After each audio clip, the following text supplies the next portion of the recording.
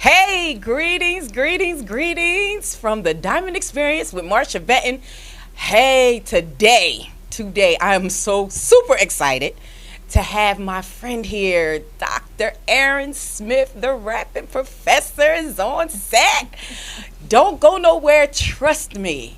You will want to hear everything that he has to say today and some. We'll be right back. Woman, hear me roar. Woman, hear me roar. Woman, hear me roar. Woman,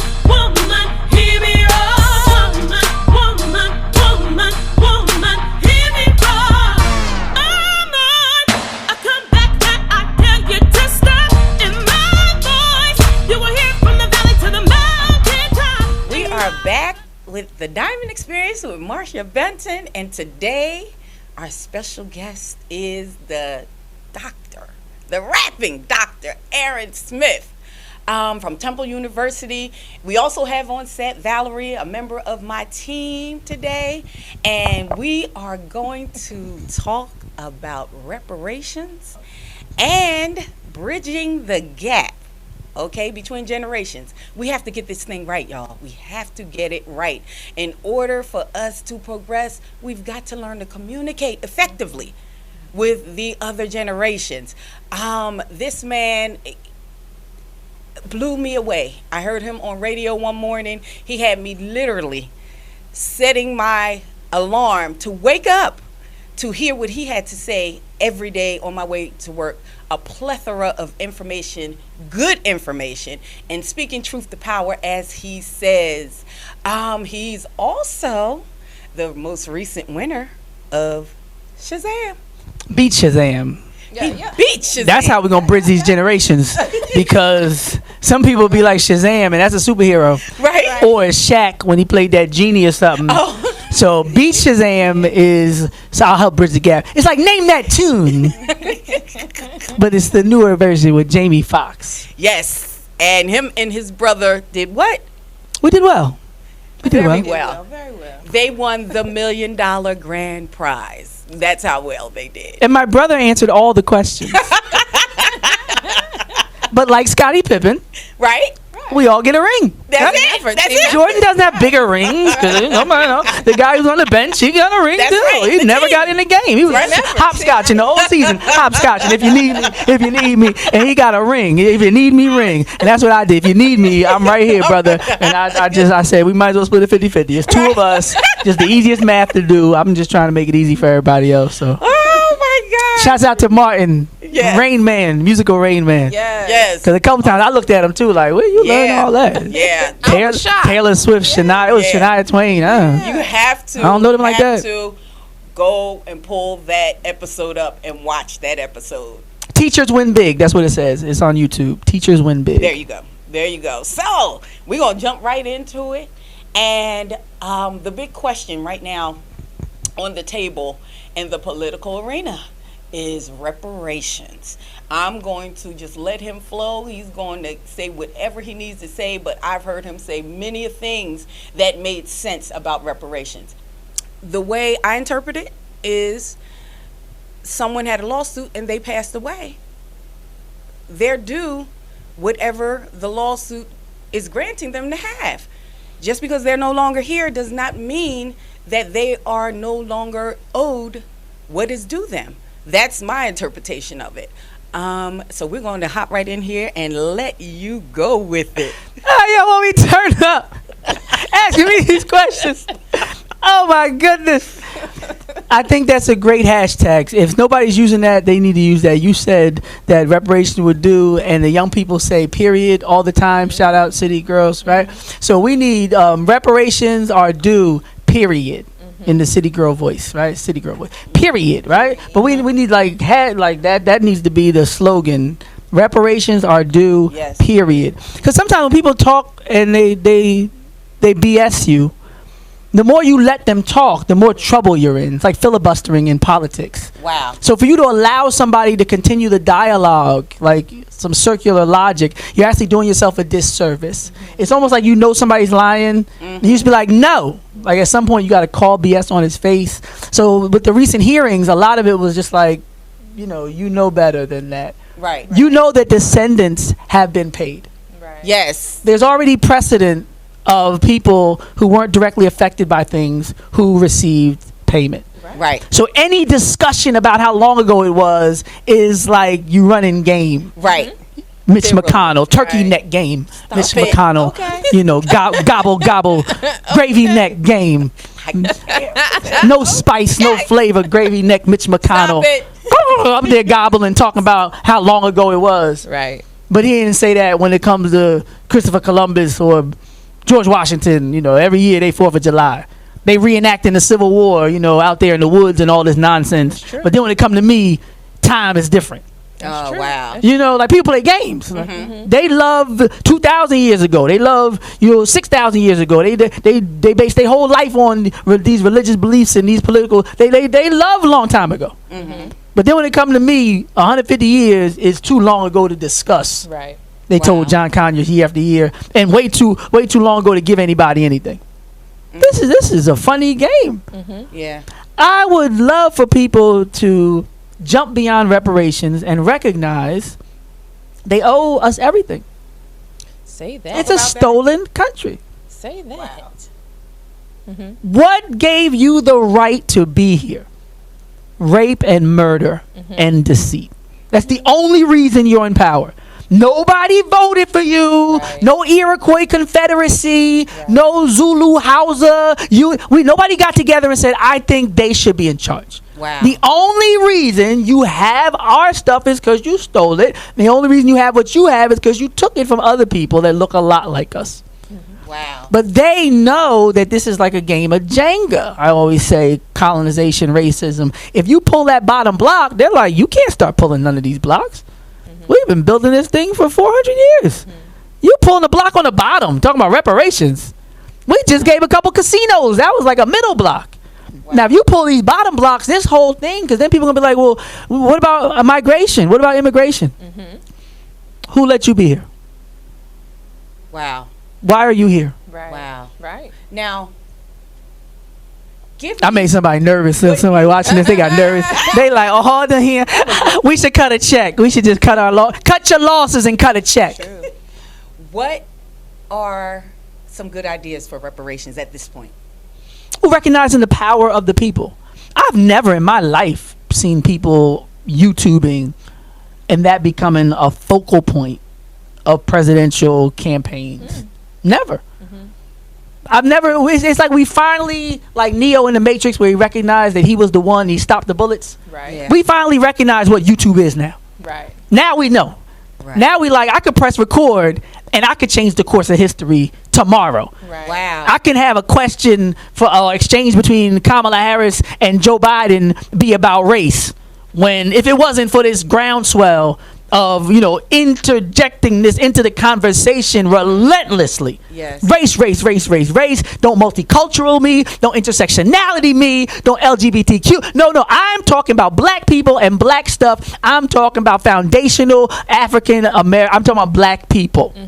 Then they're like, oh well, damn.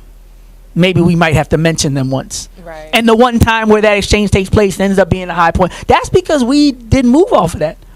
They tried to say, oh, let's talk about something else. We're like, no, we staying right here this time. We learn from our mistakes. Right. So people with no money, people with no political status have more power and more influence. We always talk about influencers than people who have been in politics their whole life. Shout out Wow. to Joe Bussing, groping Biden. Stop it. 94 crime bill writing. I don't know if there's another piece of legislation in history that's decimated the African American community more than the 94 crime bill. I don't understand how somebody could write a piece of legislation like that and come before people and say, I'm with you. Wow. Without reversing that. No reverse. No dressing. No address.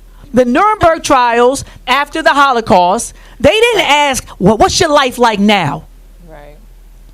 Are you a deacon? Get your old ass in jail. Because you did that. And once you do that, there's no coming back. They said 70 years ago you was a Nazi, or you was in the camp. We found you in Coatesville. You going to jail. That's how they play. Wow. So don't tell me what you doing now. You 94 crime bill, and then people are still locked up. Wow. So if there was going to be any type of redemption, if there's going to be reparative justice, I need to see some Negroes getting free. Like, I need to be like 300,000 black people who got convicted under the 94 crime bill who are still languishing in prison have been set free, and now Joe Biden is running for president. Wow. Like, no, they still in jail. Wow. You didn't even shout them out. Can you imagine you on a platform like that and you don't shout out people that got nothing else to do but to watch TV and work out? Like, wow. Somebody locked up. It's important. Like, a shout out go a long way. Right. So you, more than any one person possibly on the planet Earth, is responsible for black people and the boom in mass incarceration we have suffered. They talk about Clinton. Clinton didn't write it. They called it Biden's law. And at one point he bragged about it recently. Biden's law, Biden's bill. Wow. You done. Your political career is over if there's any consciousness in the black community. Right. Black people talking about, I like Joe. If Joe touched on my daughter the way he touched on people in that video, there wouldn't be no Joe. Oh, Lord. Let's be clear. You type in creepy Joe Biden, you can't even finish the video. Smelling scalps, rubbing backs of 10-year-olds. He got one where he rubbing the girl's face like he trying to bring a beard in. I said, what the heck's going on? But I'm saying the way we suspend our natural, faculties when it comes to like what's suspicious, what's uncomfortable. Like Donald Trump said, he said, I move on him like a bee. I grab him by the this and the that. He said they let you do it because you're famous. Yeah. Wow. So he knew this is totally unacceptable and inappropriate, but I'm famous. Still do it. Right. So Joe Biden, he know he can't rub on nobody's kid's face. He know he can't smell nobody's kid's scalp. But he's like, I'm cool with Barack. I'm going to do things that nobody else could do without getting, especially in this Me Too. Hey, you get fired right away. Yeah. First unwanted massage. You out. You Right. out of here. So Right. you got somebody in the Me Too movement who's groping. In this black consciousness reparations conversation, who's responsible for the 94 crime bill, objected to busing. Wait, what? What are you doing here? Somebody should, that's when you got to stop the conversation. But wait, you could go. We not going to vote for you. We don't know who we voting for. Right. Right. But you not. Wow. But I think it's amazing that the people have rendered almost all these candidates completely ineffective. It's really going to be the best of the worst again. Before they really even got started, you thought Hillary wasn't effective. Cory Booker trying to be black. Wow. I don't know if y'all noticed that. Y'all saw the debates. He was like, in my community, African Americans. A month ago, he was talking about put yourself in white people's shoes when it comes to racism. Talking about he hanging with his white friends. He done switched it up. Somebody done got in his ear and was like, brother, if you don't identify with the base, you're not going to make it to the mainstream. They had something called the Chitlin Circuit back in the day. You got to use your people like a stepping stone, then go ahead and be white. It's tragic. Wow. It's traitorous and treacherous, but it's still the way it works. You got to Right pretend there. you black first. Shout out Cuba Gooding Jr. Stop it. Anyway, you've heard it for yourself. Amazing. Jaw-dropping. If I didn't hear it for myself and didn't research it for myself, the information that he said, I would not have known that it was the truth. Stay right there. We're going to come back and we're going to talk about bridging the gap between the generations. We have got to get this right in order for us to progress and to actually communicate between the generations effectively. Stay tuned. They call me the rapping professor, Jamie. Smith Brothers Smart, and I'm Aaron E. Martin. Come on this show, know the songs like the artist. Inspire minds when we up in that class, and he does the math and I'm rapping and dabbing. Jamie be having us cracking up, laughing, Corinne cutting, fasting. Shazam got that bag, man. Give it up for Aaron and Martin. Hey everyone, this is Marsha Benton here at the Diamond Experience Show, my show. I just wanted to let you know about my book, Soul Ties More Than You Imagine. If you have not purchased it yet, you can find it on Amazon and Barnes & Noble. It will truly be amazing to your life. It will give you a lot of good information that you need. Please purchase this book and let me know what you think. Hey, we are back with the awesome rapping professor from Temple University. Hey, just a bit of information. He has the biggest class at Temple. There is a waiting list to get into his class. He is a walking dynamo of information. I'm just so happy to have him here. And because he's so busy, he does so many things, and you'll hear about that later on. This segment of our show, we're going to talk about bridging the gaps. I heard him speak on this, and it was so true. Everything that he said, again, about bridging the gaps. We got to get it right. We got to get it right. Val? Well, Professor Aaron, you work a lot with youth, and you seem to be so effective. So what do you think causes the gap between the generations? There's a few things. I think technology played a major role. Technology played a major role because my father and my grandfather were both, watching TV, listening to the radio. Like, neither of them had all entirely different technology the way that we do today, where it helps to widen that gap. But ironically, there's a lot of misinformation too, because when people would go out the house back in the day, the parents didn't know what you did. People would change their clothes. True. People do all kinds of stuff. Nobody, like, people, if your life was on camera and was promoted by the media disproportionately in a negative way, then that would have widened the gap in any two generations. Right. Okay. Like, now we have people in it. When it was segregation, they wasn't in it.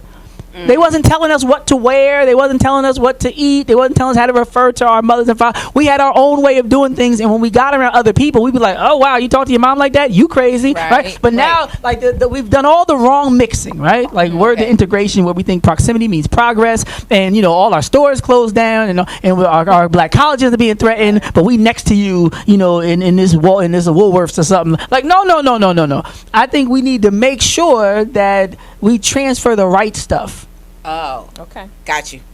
And what's the right stuff? The right stuff is the truth about your generation. Wow. One thing in the 40s, in the era of Jim Crow, that the generation did that was marvelous, almost magical, that nobody really talks about. They grew up in a generation where there was what they called strange fruit, right, hanging from the poplar trees. There was thousands of lynchings.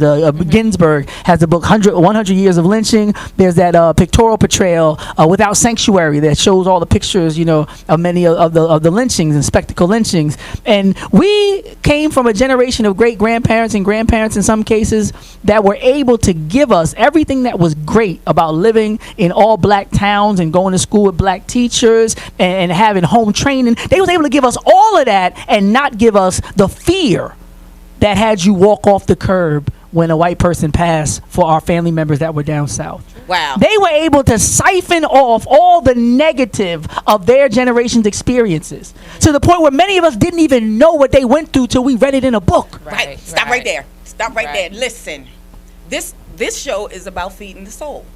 And that's what they did. They empowered the soul, cutting out the negativity, of your surroundings, and making sure the children had the good part. Those things that will help them to thrive. That's awesome, because the mind, the will, and the emotions, that's what they protected. They protected that. At all costs. At all costs. With surgical precision. Yes. To the point many of us didn't even know we were poor. Right. No. Till we got older. Right. You like, I dressed up on Easter. I got me a couple gifts on Christmas. We always smiling and having fun. My cousin was all over there. We love each other so much we shared the same bed. That's because you was broke. Right. But it's such a beautiful memory, because if you don't own it as your identity and it just happens to be your circumstances, then it translates differently to people even before they learn to read. If you know your mom got love for herself, and on Sunday morning everybody wearing their Sunday best, even if it's what they wore last Sunday, it's just something about this esteem when you look back and you say somebody was telling them that they were nothing, weren't going to be anything, and in some instances that their grandmothers and great-grandmothers would be in slavery perpetually. Wow. So our grandmothers and great-grandmothers, that means their mama was in bondage in some cases. Right. They didn't give us none of that. Yes. They said, we're going to take all of this good, pour it into the next generation. And it seemed to be an unbroken chain until we were so heavily infiltrated and, so heavily mixing with other people culturally that we forgot how to pass on our traditions. Wow. Because they was going through a whole lot more, had a whole lot more negativity, never take negativity to pass on. And they was able to somehow make it so. I know people who said, I've never seen my mom and dad fight. And And then they learned that they wasn't even together for the last 15 years. Right. They wasn't even sleeping in the same. Hello, somebody. No, but that's how we bridge the gap.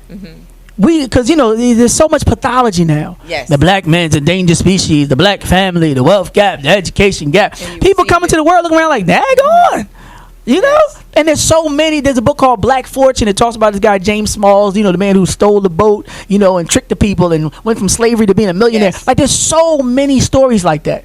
So many stories of unparalleled rags to riches American stories. Right. Because nobody's been as low as us. Right. So when we become a millionaire, it's a whole different level. Right. So we should be telling our children every day, you're the first people on the planet. There's no, if any other people had that distinction, they would tell us every day. Right. They say, what kind of American are you? A first people on the planet American. Right. Hashtag deal with it. Right. I see people walking around talking about science ain't for me. I be like, you gave the world science. Right. Up to 70,000 years ago, the whole world was black. How about that? The whole entire world. Go to any anthropologist, go to any geneticist, go ask them. Ask them where they come from. Say, where do your people come from? You go back in a time machine far back enough, you be scared to live on the same block as your great ancestors because you got this mental illness called racism. Yes. But if you raise the babies to think like that, the first time they hear the N-word, they're going to be like, you'll be all right. Right. They just won't have the same, defeatist mentality. Exactly. Marcus Garvey said, a man is twice defeated if he don't believe in himself. We can raise, the best example I can give you is there's a man who was raised without the knowledge of racism. There was a man who was raised by wolves, you could say. He was raised by white wolves. His name was Barack Obama.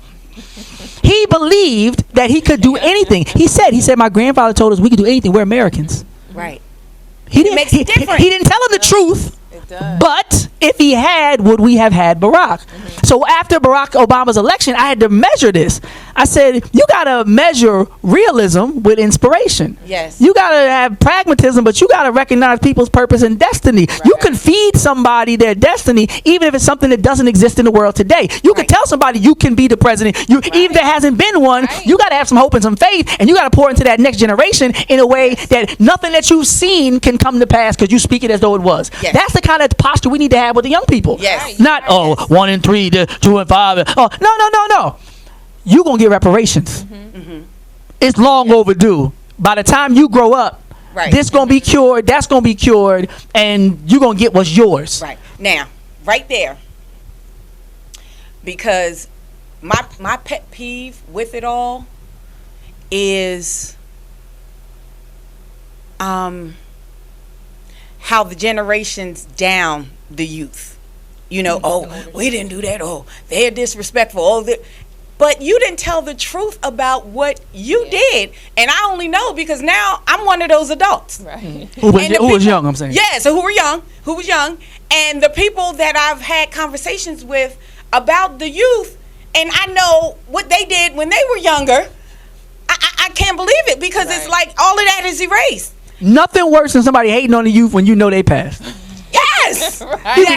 You'd be like, these kids today. Yes. I'd be like, you yesterday. Yes. That's all they are. Yes. And that's an interesting dynamic because they really won't be, like I made the example earlier with Barack Obama, they really won't be anything other than what we teach them to be. That's the truth. Like literally, I made a joke, but the whole point is when those babies are raised by wolves, they start walking and moving that way. Yes. We can create an entirely new world every time the birthing process is complete. We could tell them anything we want. That's why when you see this racism thing keep going, somebody's being diligent to pass this baton. Like, without fail, with surgical precision, you're going to hate like I hated. You're going to call them names, you're going to spit on them, you're going to deny their reality, tell them it's all in their head. The same exact thing that Pop did, you're going to be that kind of racist. We could break the chain in one generation easily, but we so busy trying to hide who we are and listening to other people's definition of us. Yes. Wow. I think that's a big problem. Yeah. We have for the first time the grandparents, the parents, and the children listen to the same music. Wow. This ain't the spirituals to the religious, the gospel to the blues to jazz. None of that. Right. That ain't like what my generation. No. We have 3 or 4 generations now listening to the same music. Yes. We have a platform and we have the ability to talk internationally regardless of status, literacy, or economic status. Yes. Right. And it makes a difference. Oh yeah. It makes a major difference. And with me just getting into this business, if you will, and learning the power of media. Yes. The power of media in it all. And it was just mind-blowing to me. Just knowing that you can project whatever image you want to. And if you do it for so long, people will start to believe it. Right. And that's the sad part about it. And I don't want to go back to reparations, but that's what has happened. You hear people saying, oh, well, yeah, they're just talking about we're not getting that, know, because in your mind, it's been told to you for so long that you don't deserve it. Right. And that's entitled to it. That's a funny point, though. If you're trying to get reparations that I'm going to benefit from, even if it's a long shot, because the same people talk that way play the lottery. Yes. Like even if it's a long shot, Negro, shut up. That's like you playing lottery and I'm sitting behind you talking about, the chances of you winning, struck by lightning, you got better chance. Like, shut up. Let me just have my moment. Right. Let me have my chance then. If this is my 1 in a billion, let me live. Why are you talking like you a house Negro, like master, we sick? Here's the thing. Life and death are in the power of your tongue. That's what the word says. If we can get everyone talking in the right direction and speaking in the right direction about what it is we want, not where we are, not what they said we could have. If you can get Native Americans to give up their land and take casinos, if you can get African Americans to name their children Dutch and English names 5 generations after, being in bondage, but people are still acting as though they don't know that names denote ownership, and we giving ourselves, that's good game. It is. Yes. That's the type of game that changes other people's reality. Yes, you could put dynamite and blow mountains up and put white people's faces up on it, Mount Rushmore, and make people carry money around with the pictures of pedophiles and slave traders and all this kind of stuff in it. Like, you can get people to believe some crazy stuff, like the original Planet of the Apes. You can create a whole world for people, and you can lie to them and tell them we did this. Right. The whole time we did it.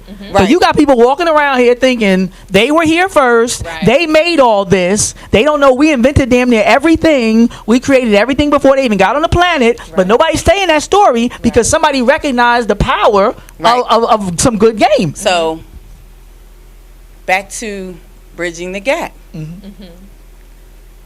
What is the best way? And we're already talking about hip hop. Hip hop's the best way. Yes, embracing it. Or at least letting it live. Like I said earlier with the reparations analogy. You don't got to be a rapper, but if you see somebody making an impact, back in the day, they would try to, well, not even back in the day, people who are effective. Shout out to the Honorable Elijah Muhammad. If you see somebody who has aggression, who has business savvy, right, but they're using it for the drug trade, a wise person can say, if he was in a Fortune 500 company, he'd be, you just transferable skills. Like, grow up. Like, stop being like, oh, it's so terrible. It's such a pariah. Because now you're just talking like a slave master. You know darn well there's a time and place for everything. Find me somebody that can knock somebody upside the head. I'm going to be like security. How about You're going to be a great bodyguard. Time and place. It's all time and place. There's a time and place for everything, right? Even Jesus flipping tables in the temple. It's time to lay hands on good people. No, but I think that hip-hop is the one thing all of my students had in common. They all have, headphones in and all that, whether they're from other countries, English second language. They know who the Migos and Cardi B is. Right. So for me, my job is to be creative and innovative and find a way to make that a point of information they know, to bring them to higher consciousness, to introduce them to new information. That's it. Just grow up, accept your role, figure it out. Stop whining and complaining. Ain't nobody going back to doing no doo-wop that's not coolie high. Like, none of that. Like, nobody wants to redo somebody else's generation. The point of being a new generation is doing it different. Whatever that looks like, whatever that means, we should accept that. And every generation has gone through the same thing.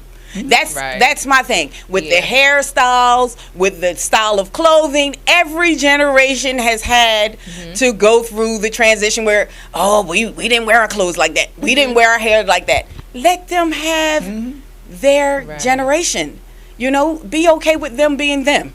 They got natural hair. Yes. They're accepting more people the way they are. Yes. But they got a lot of pluses. They got a lot of pluses. Absolutely. And they're truthful. Like, they see game coming a mile away and they don't want it. They don't want any phoniness. They want the uncut, unadulterated truth. That's how you bridge the gap. Keep it real. That's another Yes, one. keep it keeping real. That's another one of those real. commandments. Keeping it Right. real. You're so right. Wow, wow, wow. We kept it So, real today, though. We kept it real. We kept it real You today. did. Absolutely. Thank you for tuning in to the Diamond Experience with Marsha Benson.